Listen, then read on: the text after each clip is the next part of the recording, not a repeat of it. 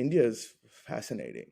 Indian founders are special. This is like I can't describe it. It's like a perfect storm to be investing there. You have 600 million people under the age of 27.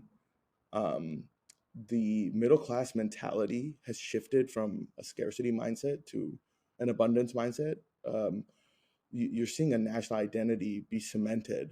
Hey everyone, this is Prashant and I'll be your host for the VC10X podcast. And today we have Hershel Mehta with us. Hershel is a general partner at 2AM VC, a venture fund focused on investing in early stage Indian startups. In this episode, we talk about how 2AM VC got started, being a founder versus being an investor, angel investing versus running a VC fund, why India is the next big thing, exciting sectors within India, and a lot more. So without wasting any time, let's dive straight in. Hey Hershel, so good to have you on the VC10X podcast. How are you doing? Good, Prashant. Thank you for DMing me on Twitter. Glad to be a part of this. Glad to be a part of your creator journey. Yeah, my pleasure hosting you here. So to start things off, can we have your story and how you started investing? Yeah. So I started full time investing about four-ish, a little bit now over 4 years ago. Prior to that, I was actually a practicing CPA here in the U.S. So worked at some accounting firms, but I was always an entrepreneur. So I started my own mobile app, social network back when that was popular.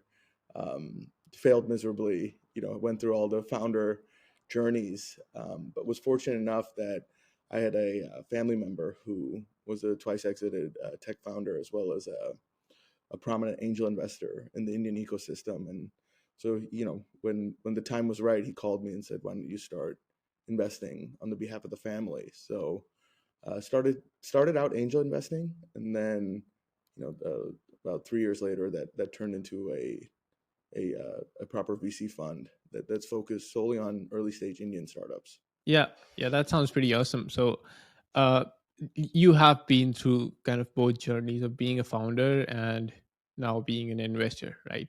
And I know you were talking about it before the recording, how the two of them compare, and why maybe one of them is easier sort of than the other. So, what's your thoughts on that? How do you compare being a founder and an investor? I mean, it's significantly different. Being an investor, especially like an early stage investor, it's like you kind of get all the glory of being a founder without really doing a lot of the hard work. Like an investor's job is essentially to bring a network to a founder, connect dots for a founder, lead around for a founder, help them, with the fundraising, with the storytelling, introducing to customers. This is more or less hands off. It's not a day-to-day thing. And so it's much more of I'll say a pull mechanism than a push mechanism. Versus when you're a founder and you have to create something from zero, that's a much different um, uh, hill to climb, much different mountain to climb. And you get your one company. Investors tend to have many babies, and so the math is significantly different. It's a lot riskier to be a founder than it is to be an investor. I wouldn't necessarily say one is easier or harder than the other. They require different skill sets, but being an investor, it fits people that tend to be extroverted, tend to enjoy networking, tend to be able to connect dots. Um, Whereas a founder is pretty much heads down, uh, building and shipping. So the skill sets are vastly different.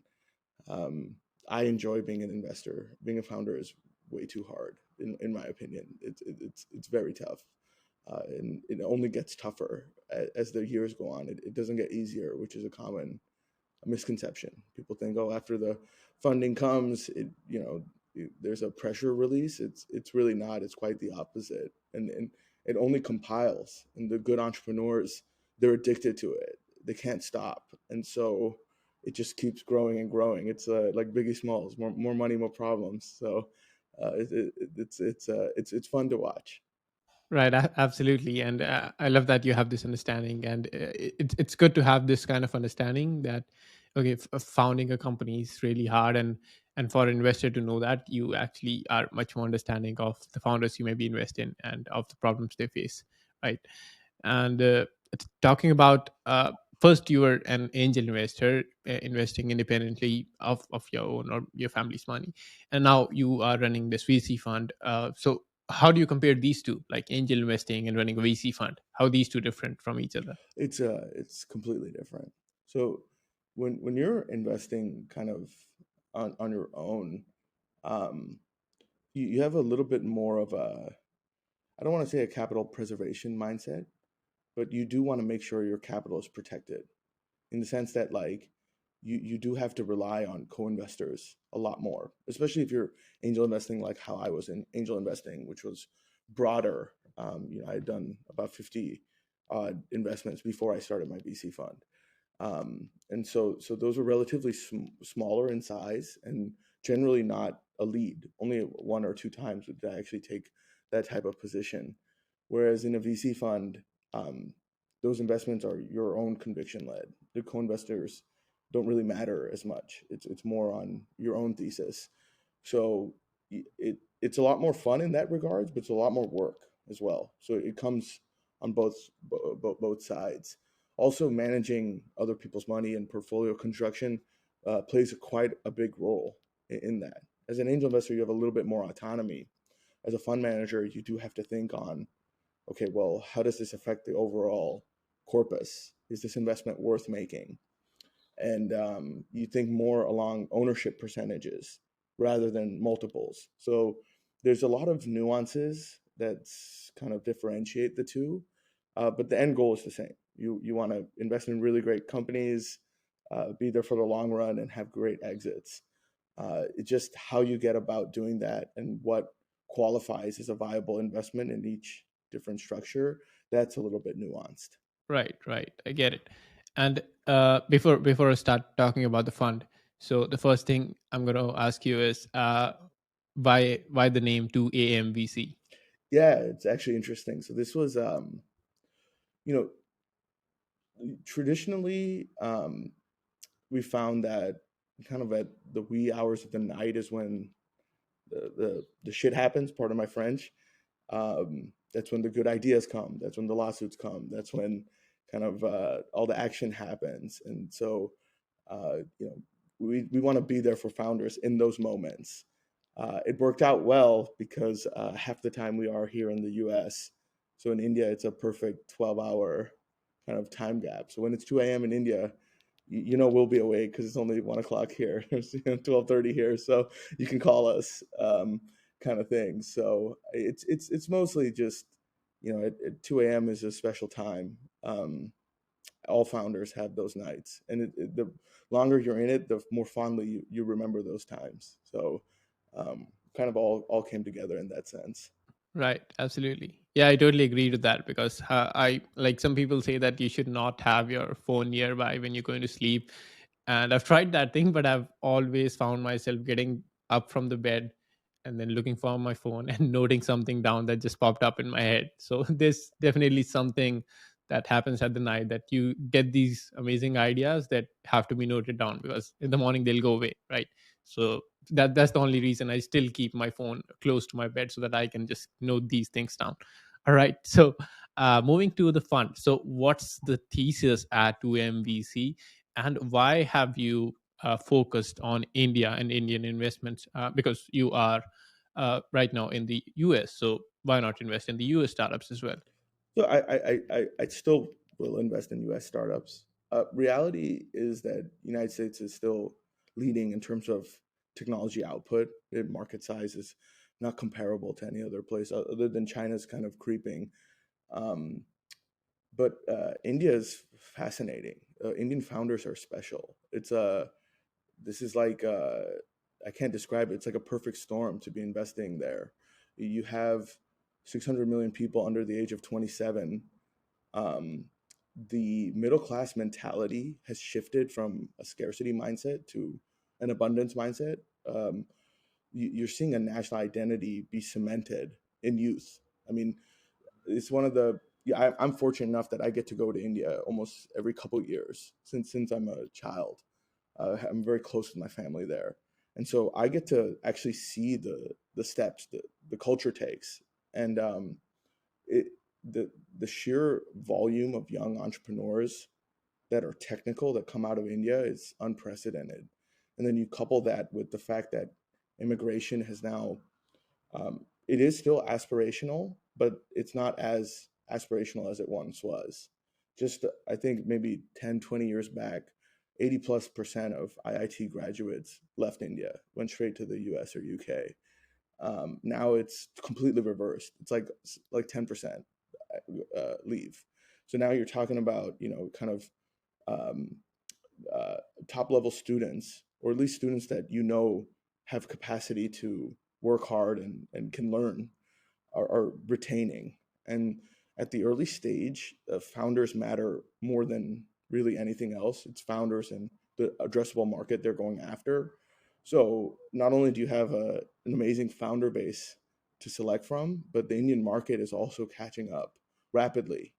And so this is, I think, one of the best times to be investing in India. There's no place like this. The founders we speak with, it's like jaw dropping how amazing they are, how fast they move, how technical they are. And there's so many different pain points in India that can be solved via technology it's happening so fast. So we could not be more bullish. I think me and my partner are both dedicating the next 20 to 30 years just investing solely in India. And it feels like the timing is right. Yeah, absolutely. And so how do you get your India specific deal flow? Because you being in the US, so how do you make sure that the best talent or the best founders are actually pitching to you, to MVC? Yeah. So we have a few tentacles of how we source our investments. And by the way, if you're an aspiring venture capitalist or angel investor, sourcing is everything. If you can't source, it's very, very tough. You're essentially relying on other people, which isn't the best way of investing. The best way is to actually create your own channels. So one of our channels is through 100X VC, which is a pre-seed accelerator that has done about 80 investments thus far. They'll do another 25 upcoming. We've invested in quite a lot of 100X VC deals. They basically are able to get very, very raw founders, put them through a program where they become VC backable. And because of the familiarity with the people behind the program, makes it very easy for us to jump into those deals and saying that, okay, this is qualified. So that's one channel. The other channel is simply sourcing, and we source people. So many times you'll get a ping from either me or my partner on LinkedIn blindly. Like, we will chase and harass folks that we think have relevant profiles, whether or not we know they have a startup. See, it's our job to accumulate as mass network of quality individuals as possible. So it's constantly having those calls. So one little secret is, if we see a early Swiggy engineer or Ola engineer who's spent their 4 years, vested their stock, generally you can sense that maybe this individual may be doing something else soon, right? They've put in their dues at this startup. They've seen a startup go from 0 to 1. They know the playbook. They know the right folks. Those are really, really viable candidates to kind of scoop up. And our goal is to scoop them up potentially before they even come to market. And if you can place them in specific conversations early in their career and provide value for them as they begin, then you tend to win those allocations. Right. Yeah, that seems like a great approach to get your deal flow. So it's a combination of both inbound and outbound, right? And I also saw that besides this India focus, you also have a strong Gen Z focus in terms of the founders you invest in. So why this specific focus on the Gen Z? So it's just the numbers, right? And we're not afraid to back absurdly young founders. Like, you can still be in college and we would back you. So the way that we look at it is that technical founders don't necessarily need kind of academic backgrounds to be good technical founders. They're everywhere. And so this Gen Z population, the way they actually look at traditional academic structures is much, much different. So from that lens, being okay to invest in folks that are dropping out or have dropped out or considering it, it is a little bit different than a lot of traditional investors. And then the other part of it as well is, this is the next pool. This is like this population, this 600 million people. It's not just the future of India. This is like the future of the world. So this is like a very, very attractive population to be investing in. Not only that, it's highly competitive. Like India is so competitive, and competition breeds excellence. And so it's only getting more competitive. It's not getting less. So as that continues to go in that direction, we call it founders with their backs against the wall. They don't have an option. They have to win. And those are the people that you want to back. Where there's no plan B. There can't be a plan B. And so from that lens, the young Indian population is very, very attractive. Right. Yeah. Yeah. That absolutely makes sense. Yeah. And talking about these pitches that are coming to you. So how do you go about evaluating these pitches, given that some of these can be super early as well, right? Some maybe college students. So then how do you evaluate that? Is this going to be a good bet or not? It really comes down to pace, and it comes down to like ask. So for example, if you have the ability to ship your product and show that there's demand for what you want to build, the problem that you're trying to solve, that there is actual demand and people are willing to actually transact. I don't care if it's manual, if it's like this is like version 0.01 of a product, but if you show that capacity to get transactions done and actually ship, it means that you're viable. So um, we will invest a pre-product, pre-revenue, but generally our most like favorite investments are the ones that we actually like move incredibly fast on, are ones that when we feel that the founder can match our speed. See, our goal as an early stage investor is to push the founder up, keep up networking them. So right now, if they're at a baseline network, it's how do we get them to the next level, to the next level, to the next level, and keep pushing them up, right? There's tiers to this. So the faster that we feel sense that they can move up the tier, the more attractive of an investment it is. Now, that's not to say that we can't be patient with founders. We have plenty of investments that we understand the technology takes time to build.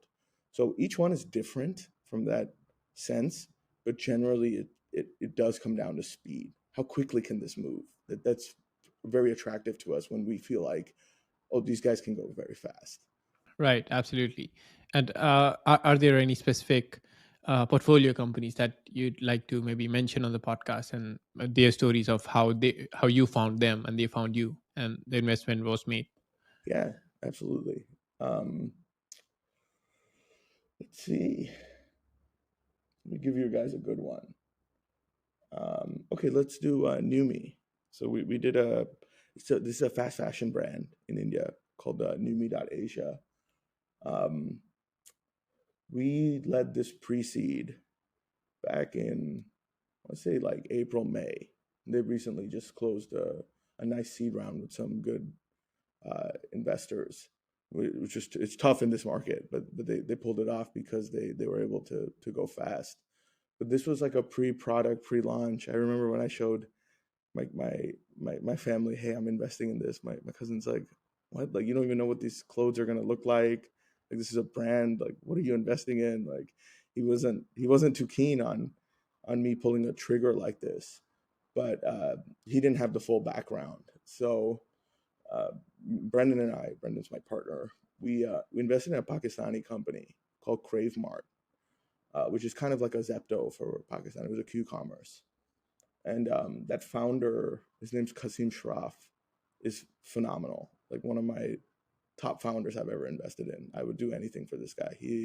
I would go work for this guy. That's how phenomenal he is as a leader. And he was ex-head of growth at Daraz, which is like an Amazon e-commerce player in Pakistan and in other markets in South Asia. And so Kasim pinged the founder of Numi, who's also ex-Daraz. He was head of international markets, saying that, oh, you need to talk to 2AM. And those guys are great. So we were in Bangalore, met. It was obvious that these guys were the right guys to do this. And we have a thesis around clothing and being one of the main pillars in India that create viable business models. It's hard to make money in India. There's like you have to pick sectors that that people actually need. So food, anything touching food, a billion people have to eat. There's money to be made, and supply chains, all that stuff. So for food, clothing, people have to wear clothes.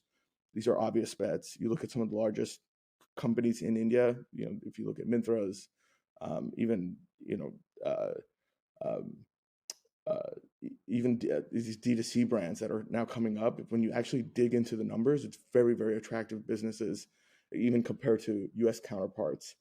So it's food, clothing, and then education. Indians will pay for education.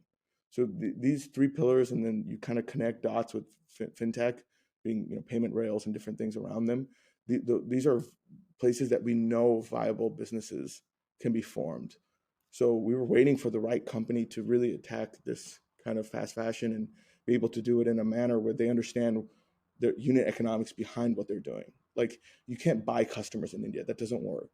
And like there's so much fake traction in India that's just discounted and stuff. So founders really, really need to understand how to be able to maintain a P&L and then grow a business from that side of things. And this team was the team to do it.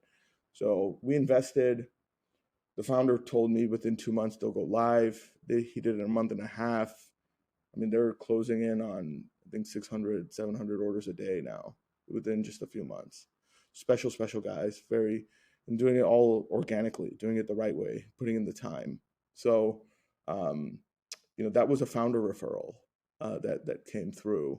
And those tend to be the ones that you really kind of hold on to is when founders are recommending, because there's a trust that's already formed there, right? If you transact with an individual, you do have a level of trust with that individual. So when they refer you or tell you that this is good, you do lean into it. You do listen.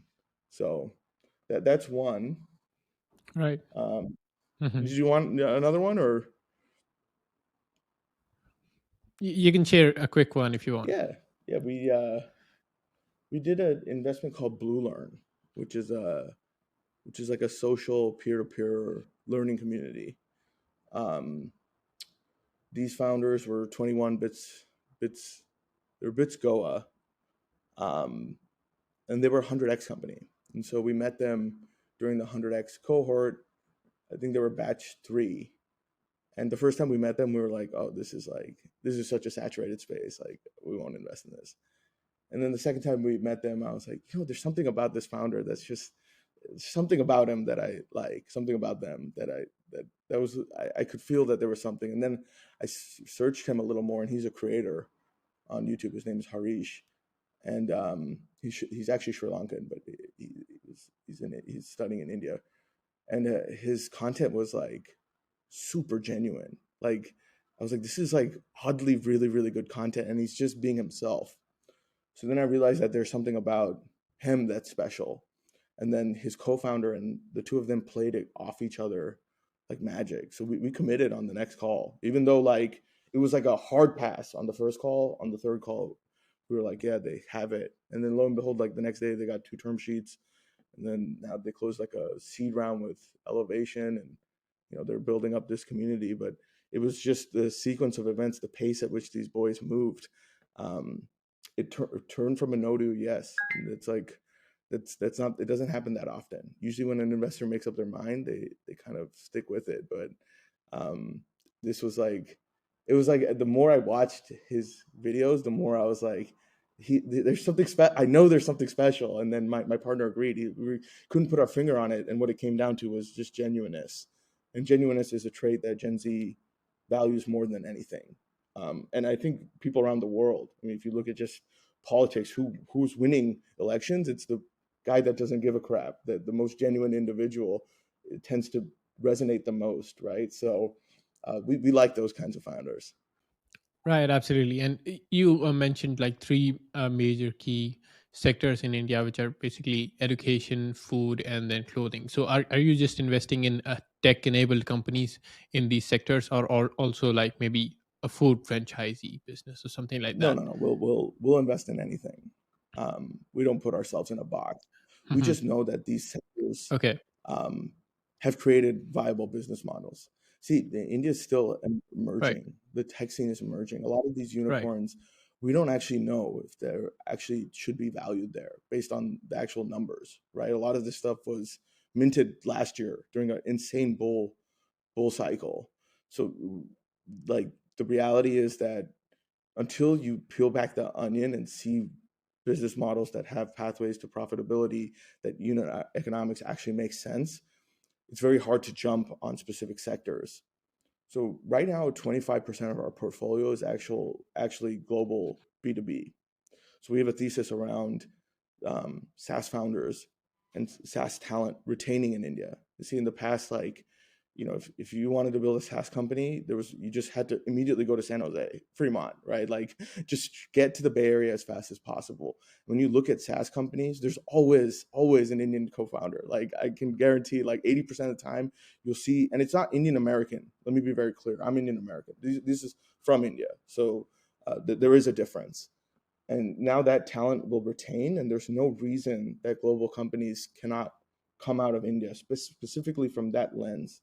DevOps, um, uh, even marketing tech tools, conversion SaaS, things like that. There's absolutely, like, all that stuff can come out of the subcontinent, and so we do invest quite heavily in that sector. And plus, we're valuable with our U.S. network here, right? I can actually get them a customer. I can actually introduce them to folks. So that plays a big part of the future thesis. The past thesis is food, clothes, and education. That's like what I know works. But I want to R- invest in what I Right. don't know as well, right? Like, if you only invest in what you know, you won't.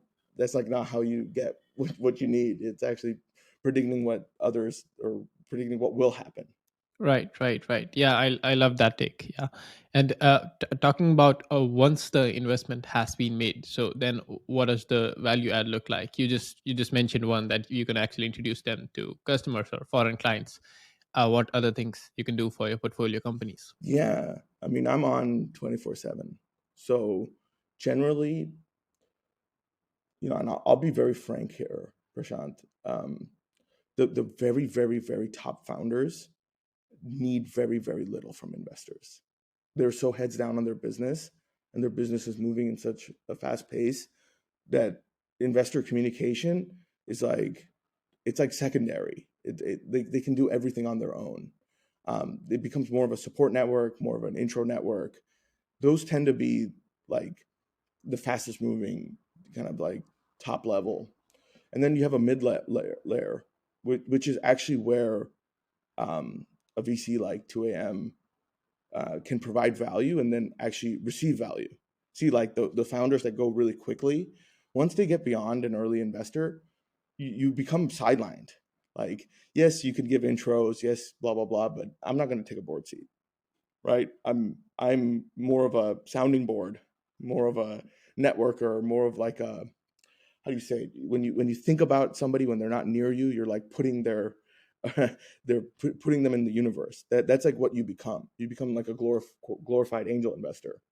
Whereas, like, when you're a Series B, Series C, Series D investor investing large sums of money, sitting on boards, those are much, much, much different. So the question then becomes, like, that middle layer of folks that actually do need you. How can you provide as much value to get them to that step as fast as possible? And that's where we actually take take a much deeper role. So if I'm leading around, I have a duty to that company to help them and get their story correct and get them on the right path so that they can take that next level of that next step of not only funding but networking as well. And what's challenging is when your investor base, if they get sorry about that, if they get a feeling that maybe you're not in that echelon, then that becomes really hard, because then it's like, well, how do I actually break through? So we'll be there for all the companies, but when you invest in 40 plus companies, and we've only deployed half of our fund, um, there you have to compete for time and for allocation. You have to be top of mind. So the founders that tend to be top of mind, that communicate, that are growing, are the ones that will extract the most value from us. right? Like I tell founders, the goal of the investor relationship is for you to, I should be thinking about you when you're sleeping, and then I'm working for you. Um, it's, it's very important not to drop off. So if there's a lack of communication, investor can forget. I have companies I forgot. I was like, oh, I invested in this company.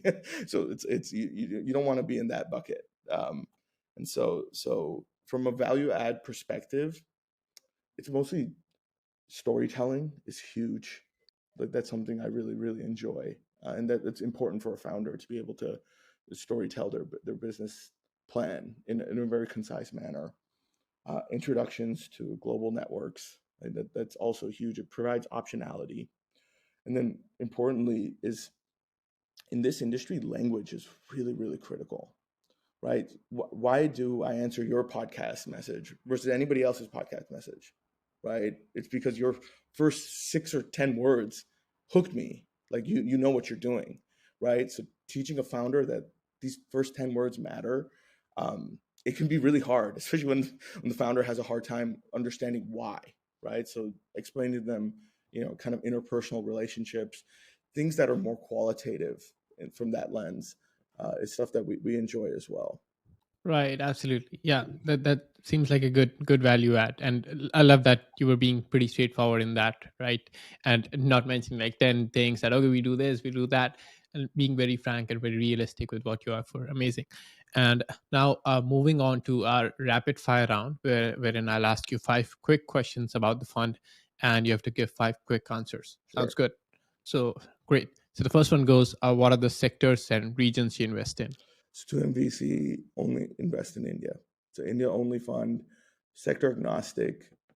Tend to we tend to like e-commerce, global SaaS, consumer tech. Those are kind of the broad categories. Fintech, as well as Web3. We do believe India has a big Web3 story that will come. That will come about in the next 10 years. 11% of global Web3 talent is sitting in India. It's a gold mine. So broadly those sectors, and then everything early stage. So Great. seed, pre-seed. Great. And what's the typical stage you invest in? I think you already answered that: seed and pre-seed. So moving to the next one, what's the typical check size? So it's interesting. And when we first started investing, we actually looked at it from a ownership threshold. So we said, let's try to get a minimum 1%. Indian pre-seed rounds tend to be done in a very small amount. So we were actually writing smaller 25K. We even wrote one 11K check.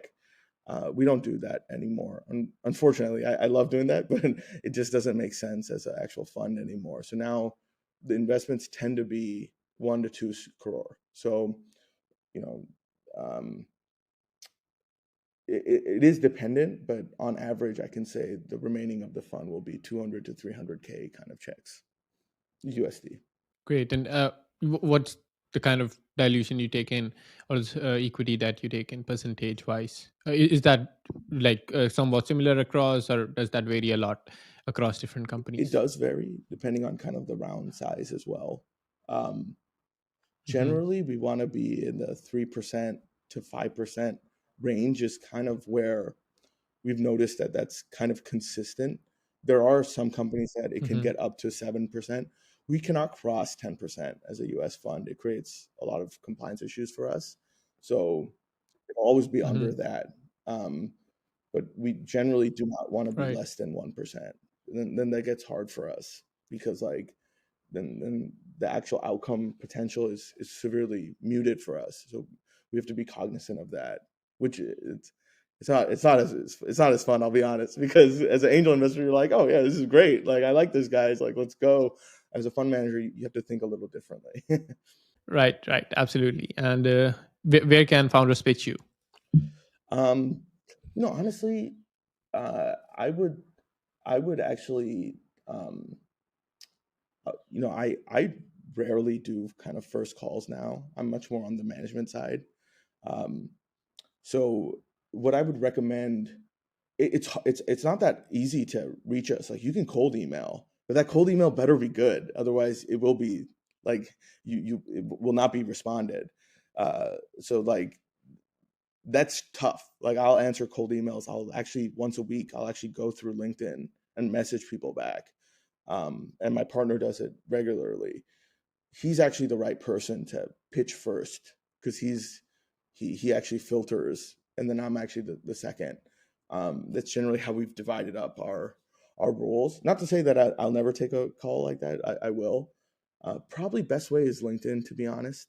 And that your like LinkedIn profile has to be attractive, as well as your messaging has to be solid. So it's like I said, it's 6 to 10 words. I know it's tough, but there are certain words and certain hooks that get an investor going. Like, just we're live. I'll click on the thing, right? Like, it's like such a simple thing, right? But just highlighting what's the positive. Recently graduated, ship this product, 5,000 users, whatever it is, just put in that attractive stuff in that liner, and you will get a response. Right. Awesome. And last one is, where can our listeners follow you? LinkedIn is the best. LinkedIn is the best because it's a true source of identity, right?